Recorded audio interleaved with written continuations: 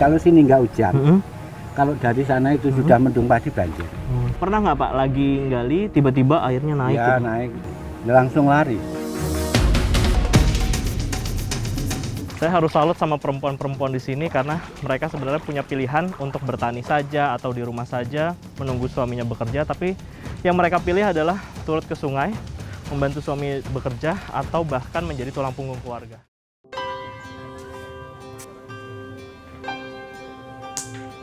Mereka sing bantu pangan mboten enten. Iya. Dilalah Gusti Allah niku adil. Kudu ngateni buat-buatan kula. Tenagane mboten kelar. Memberikan bantuannya itu hanya jangan setengah-setengah. Kalau misalkan dikasih duit tok tanpa ada apa namanya monitoring, kapanpun tidak akan pernah berhasil kalau tanpa ada evaluasi.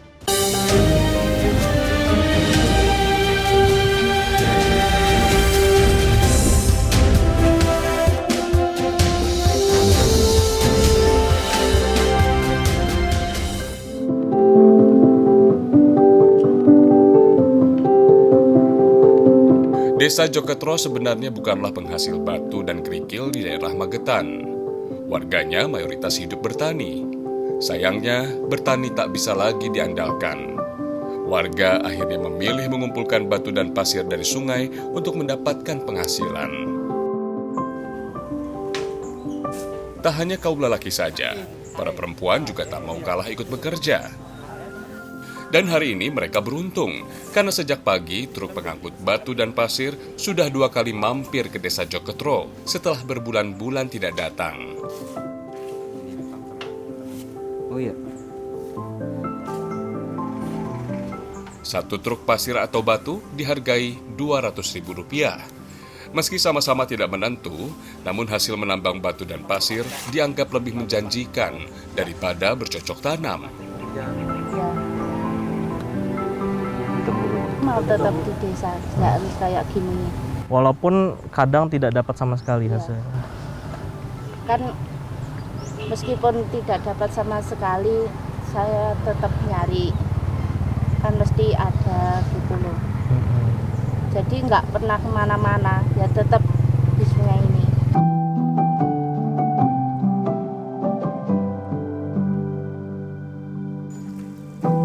Musri mengumpulkan batu dan pasir sungai bersama suaminya Siran hampir setiap hari.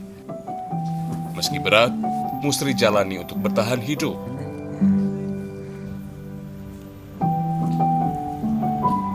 Jadi bapak yang ngantar ke sini, ibu ke atas. Iya. Bu, coba bu gendong bu. Berapa kilo ini bu? Ini 10 ada. 15-an. Ada. Luar biasa sih ibu, hebat. Awas, hati-hati bu.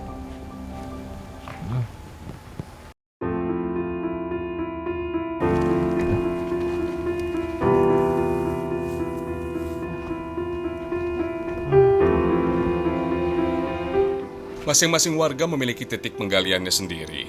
Musri dan Siran memiliki 2 titik. Salah satunya berada di tengah sungai. Yang dalam-dalam. Lebar sungai tempat mereka mencari batu dan pasir hanya sekitar 8 meter ini saja. Siran Kalau ini, menggali Bu, pasir siapa dan namanya, batu Bu? hingga ke dasar sungai. Nah, Sungai yang telah mengalami pendangkalan kini kedalamannya mencapai 1 meter setelah digali pasir dan batunya. kemudian lokasinya gimana bu waktu di awal nih? Ini punya siapa tuh gimana Ya, baginya? itu punya Mbak Vina itu. Terus yang sini punya aku, yang sana punyanya Bapak sama Pak Saman. Oh, ini tanahnya beli apa gimana? Enggak beli. Bebas. Bebas. Pokoknya asal mau usaha udah dipatokin gitu ya. Iya. Meski truk-truk pengangkut batu dan pasir kini jarang datang, namun Musri dan Siran tak pernah berhenti bekerja. Mereka terus saja mengumpulkan sebanyak mungkin batu dan pasir dan berharap truk-truk akan datang untuk mengangkutnya ke kota. Sip. Saya harus salut sama perempuan-perempuan di sini karena mereka sebenarnya punya pilihan untuk bertani saja atau di rumah saja menunggu suaminya bekerja, tapi yang mereka pilih adalah turut ke sungai, membantu suami bekerja atau bahkan menjadi tulang punggung keluarga. Itu yang saya salut sama perempuan-perempuan di sini. Nah, Bekerja menambang batu dan pasir di sungai bukan tanpa resiko. Jika hujan besar turun, maka air sungai akan meluap hingga 5 meter dan terjadilah banjir. Jika para penambang tak segera naik ke darat, mereka akan tersapu banjir. apa sih, Tak Pak? jarang, terjangan banjir juga menghanyutkan batu dan pasir yang telah dikumpulkan. Waktu dan tenaga yang dikeluarkan untuk menambang jadi sia-sia. Kalau sini nggak hujan, Mm-mm. kalau dari sana itu sudah mendung pasti banjir. Oh, jadi Bapak lihatnya dari awan Iya, ini ya? Dari awan. Pernah nggak Pak lagi nggali tiba-tiba airnya naik Iya, gitu? naik, tak pernah. Itu gimana? Langsung lari. Langsung lari ya? Iya, lari. Berarti pasir-pasir yang sudah Iya. ditaruh di pinggir hanyut? Hanyut semua. Waduh, sayang banget ya. Yang di atas itu aja hanyut. Mayoritas penambang di sini adalah kaum perempuan, sementara laki-lakinya hanya ada 3 orang saja. Ya, mayoritas laki-laki dari desa Joketro pergi merantau untuk mencari penghidupan. Mereka rata-rata berprofesi sebagai pedagang bakso atau pedagang jamu tradisional. Musri dan Siran bukannya tak ingin merantau, hanya saja tak mungkin rasanya untuk meninggalkan ketiga anaknya yang masih bersekolah. Terpaksa untuk mendapatkan uang, mereka bekerja menambang di sungai walau sangat beresiko.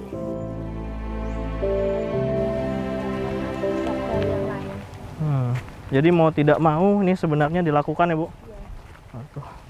Tapi Ibu pernah sakit atau apa? Celaka atau apa? Kena apa? Tangan, kaki gitu? Alhamdulillah ya Bu.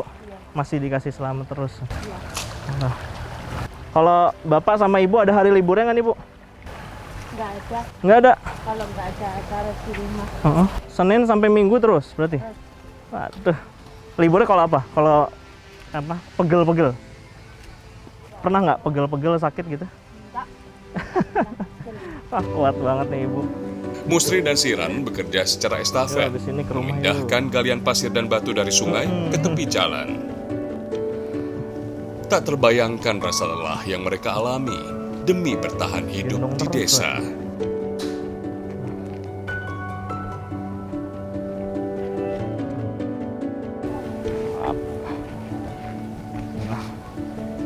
Oh.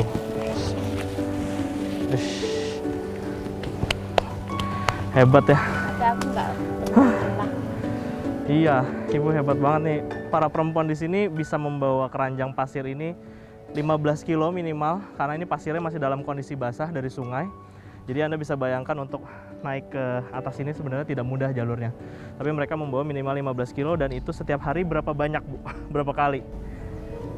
Kadang sampai 10 kali? Lah, 50 kali? Iya.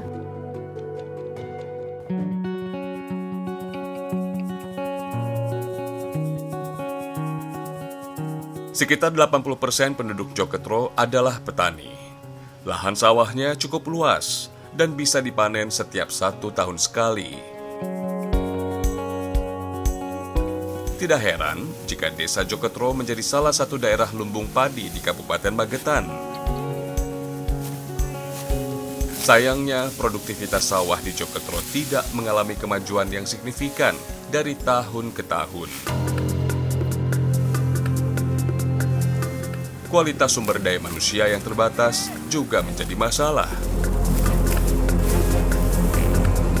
Joketro mengalami kendala dalam akses informasi. Warga Joketro sejak dulu tidak terpapar sinyal telekomunikasi dan internet. Inilah salah satu penyebab mengapa warga desa Joketro belum juga mengalami kemajuan hingga kini. Lahan desa ini sangat produktif pemirsa, terutama untuk sawah tada hujan. Sayangnya baru 15-20% yang teririgasi secara alami. Inilah yang harus dicari solusinya oleh pemerintah dan juga masyarakat secara bersama-sama. Karena jika teririgasi secara penuh, tentunya produktivitas tani akan meningkat dibanding tahun-tahun sebelumnya.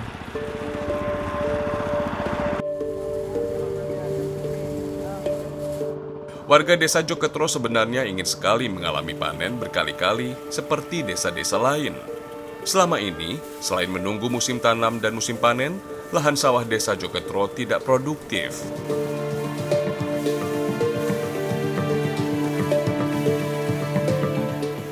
Warga sebenarnya menunggu adanya pelatihan berkelanjutan, bukan program sekali jadi. Masyarakat menantikan adanya pendampingan bagi petani untuk memantau dan mengevaluasi produktivitas pertanian yang ada di Desa Joketro.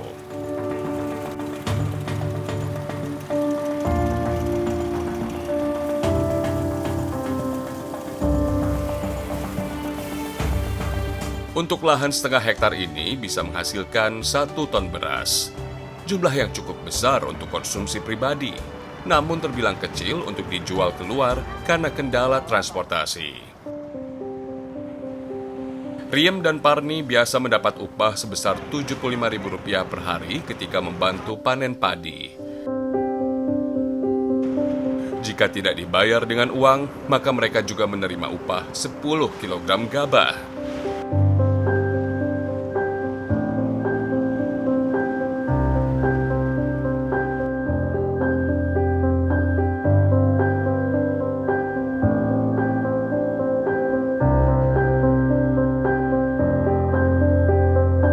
Ibu kan tidak punya kebun. Iya, Terus gimana makannya selain mengandalkan jadi buruh taninya orang gitu? kerja apa adanya mau Mas. Oh, apa aja tuh? Bantu ya. Nih buruh tani juga, Ya, kebun, pun apalagi? masak. Masak? Iya. Masak apa tuh? Ya masak untuk hajatan Mas. Oh, hajatan.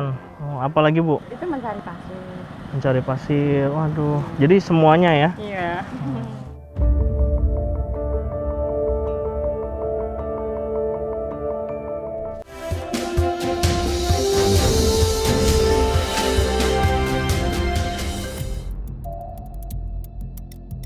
Sudah lebih dari 1 tahun, pandemi COVID-19 melanda Indonesia dan dunia. Angka kemiskinan terus merangkak naik, terlebih di wilayah pedesaan. Dinas Sosial Kabupaten Karanganyar mencatat, hingga bulan Februari tahun 2021, jumlah penduduk miskin di wilayah ini mencapai 85.000 orang, termasuk di Desa Gondang Manis, Kecamatan Karangpandan. Ya. Di Desa Delingan, masyarakatnya hanya bergantung pada tanaman tebu. Nyaris setengah dari lahan kebun yang ada di Desa Delingan dijadikan lahan tebu oleh warga. Tapi faktanya, tidak semua petani memiliki lahan untuk berkebun.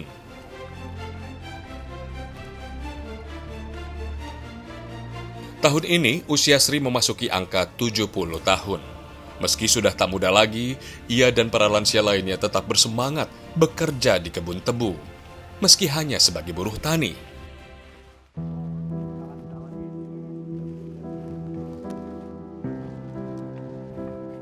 Setiap 6 bulan sekali, ia dan teman-temannya mendapat pekerjaan memanen tebu. Mereka bekerja seharian dengan upah Rp40.000–50.000 per hari.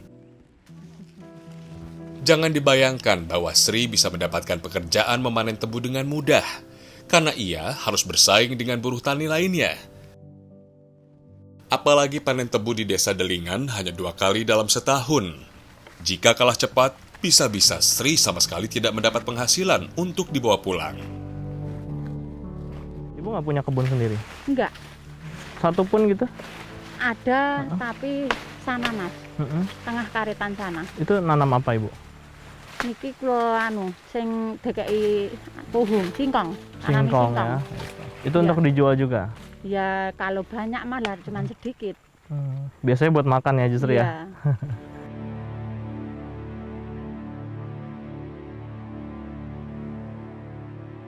Berbeda dengan generasi orang tuanya, Sri dan saudara-saudaranya sudah jarang yang memiliki kebun. Kebun rata-rata sudah dijual untuk membiayai kebutuhan hidup.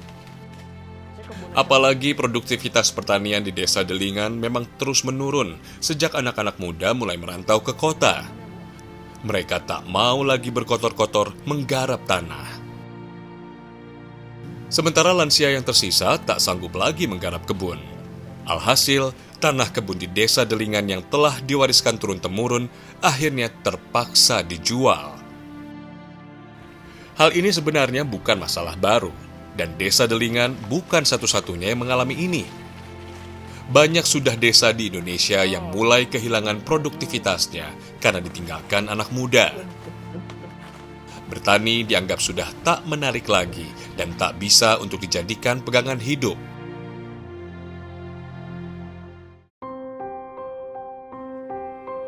Sebagian dari batang-batang tebu yang tersisa biasanya boleh dibawa pulang oleh para buruh tani. Batang-batang tebu itu nantinya akan diolah menjadi gula.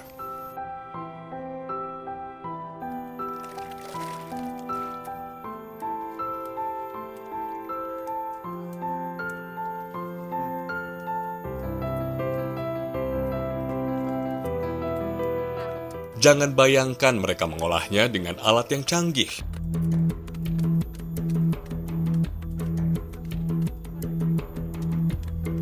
Masyarakat setempat masih mengolah tebu dengan cara yang tradisional. Bahkan butuh waktu hampir seharian untuk mengambil intisari gula dari cairan tebu. Itu pun jumlahnya tidak banyak.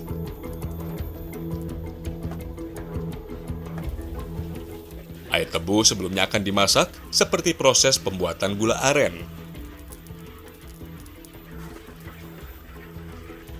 Tidak masalah jika harus melalui proses yang panjang, asalkan ada yang bisa mereka jadikan penghasilan.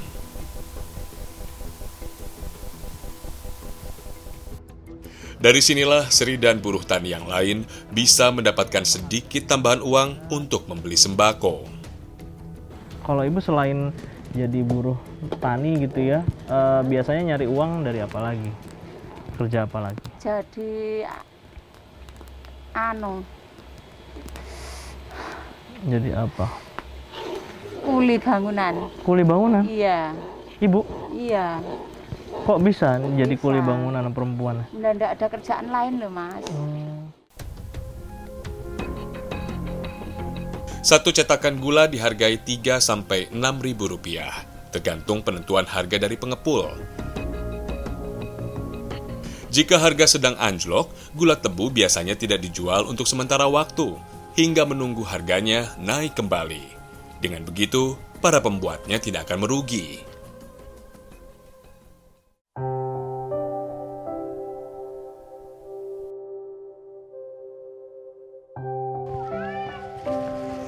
Jadi sekalian ya Bu, daun-daun tebunya bisa buat makan. Berapa Bu? 2?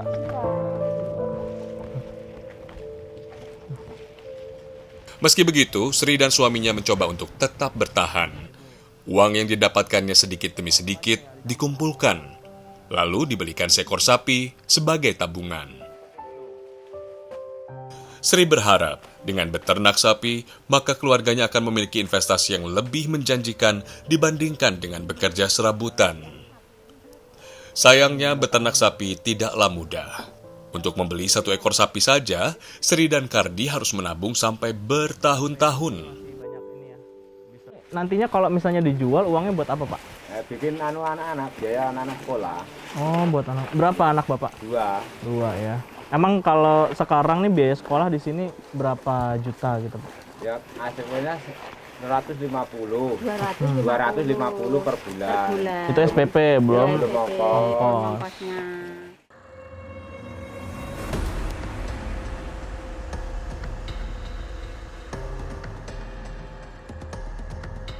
Pemerintah pusat dan daerah sepertinya harus kembali menggelar berbagai program untuk menggerakkan roda perekonomian di desa-desa. Potensi masyarakat yang ada di Karanganyar mesti didukung agar bisa optimal. Di desa Girilayu misalnya, sebagian perempuan masih membuat batik. Ya, selain melestarikan budaya dari nenek moyang, kain batik ini juga menjadi tumpuan penghasilan masyarakat desa Girilayu. Karni dan ibu-ibu lain sebenarnya hanya buruh tani, tapi di masa pandemi ini, harga hasil kebun dan tani terus saja anjlok, sementara harga kebutuhan pokok terus merangkak naik.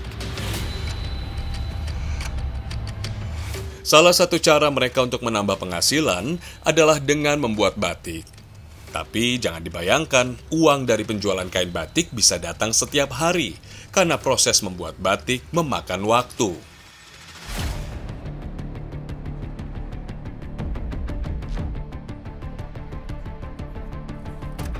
Untuk satu lembar kain berukuran 2,5 kali 1,5 meter saja, satu orang pembuat batik memerlukan waktu 2-3 pekan. Kain batik yang paling cepat mereka kerjakan rampung dalam waktu sepekan. Namun tentu mustahil jika mereka masih bekerja serabutan mengambil kesempatan menjadi buruh tani.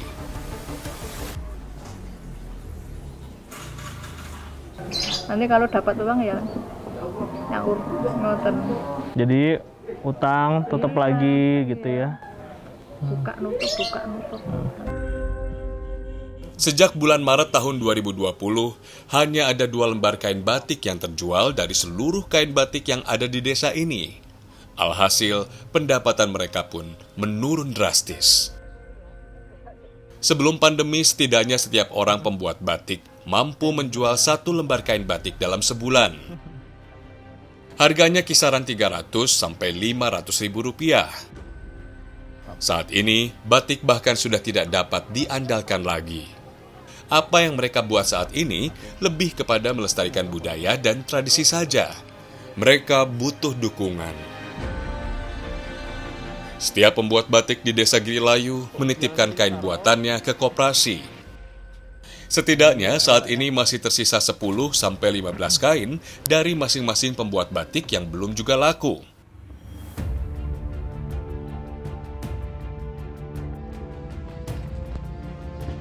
Sehingga jika kain mereka nanti laku dibeli oleh pendatang, sifatnya hanya sebagai penambal hutang saja.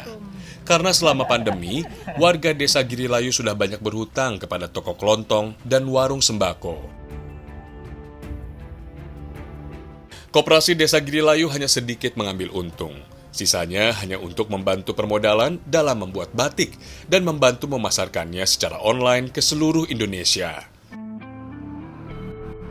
Usaha ini sudah mereka lakukan sejak pandemi COVID-19, namun tampaknya belum membuahkan hasil sama sekali. Para pembuat batik di Desa Girilayu berharap pemerintah bisa membantu mereka dalam hal pemasaran dan permodalan agar usaha mereka bisa bertahan. Mulai ada pandemi itu memang ibu-ibu batik itu juga agak susah. Saya sendiri untuk pemasarannya juga surut sama sekali, surut pokoknya nggak ada lain dari dulu. Akhirnya ya ibu-ibu itu kadang juga mengeluh, saya sendiri juga mengeluh gimana caranya, karena ya situasinya seperti ini ya kita cuma istilahnya ya pasrah aja Pak.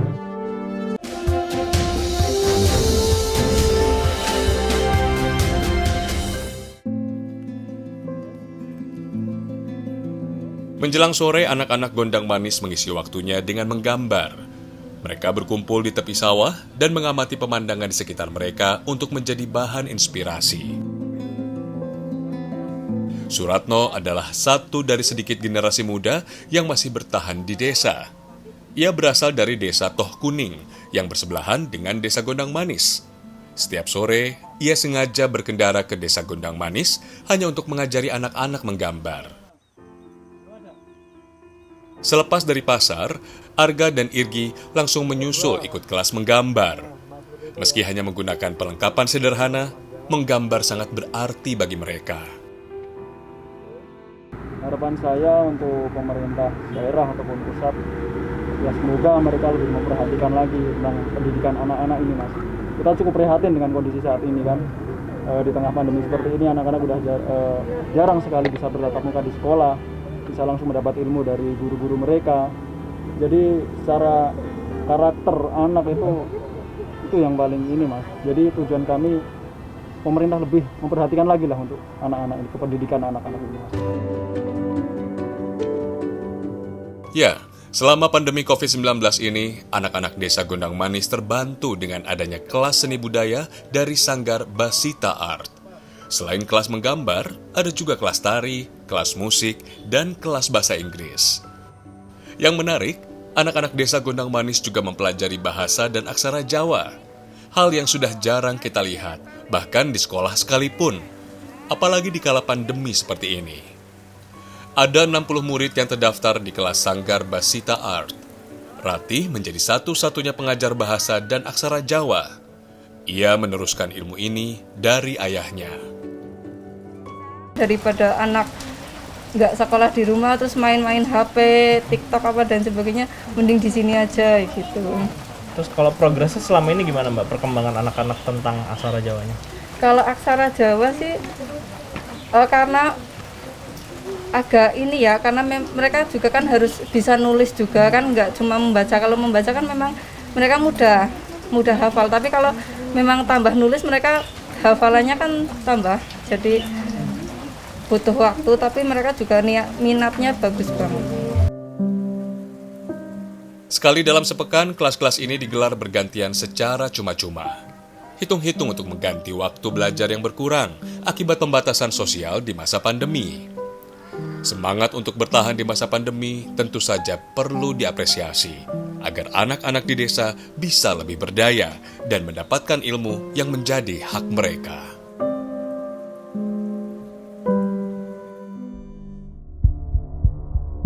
Seluruh dusun di desa Gondang Manis sebenarnya masih membutuhkan program pemberdayaan, terutama dalam bidang pertanian. Jika melihat lahan yang begitu luas, seharusnya produktivitas tani di desa ini bisa lebih ditingkatkan lagi. Sementara ini kami tergendala dengan adanya program Kartu Tani, Mas. Itu sangat mengganggu, istilahnya kurang maksimal kaitannya dengan jatah pupuk yang kurang maksimal dari adanya istilahnya jatah Kartu Tani tersebut. Sayangnya, setelah bertahun-tahun menganggarkan dan mengajukan program bagi perkembangan pertanian, belum ada respon dari pihak yang berwenang. Apalagi selama pandemi COVID-19, seluruh alokasi anggaran justru terpotong. Sehingga masyarakat harus menunggu lebih lama lagi agar program-program pembangunan di desa bisa berjalan.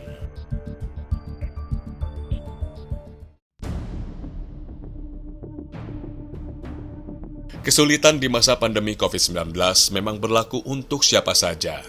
Namun, perlu kita ingat bahwa pemerintah punya tanggung jawab dalam menyejahterakan rakyatnya tanpa terkecuali. Bantuan sosial dari pemerintah sebaiknya tidak sekedar uang atau sembako saja. Stimulus untuk pembangunan sumber daya manusia dan potensinya juga harus dikedepankan. Jangan biarkan masyarakat desa berjuang sendiri di masa pandemi.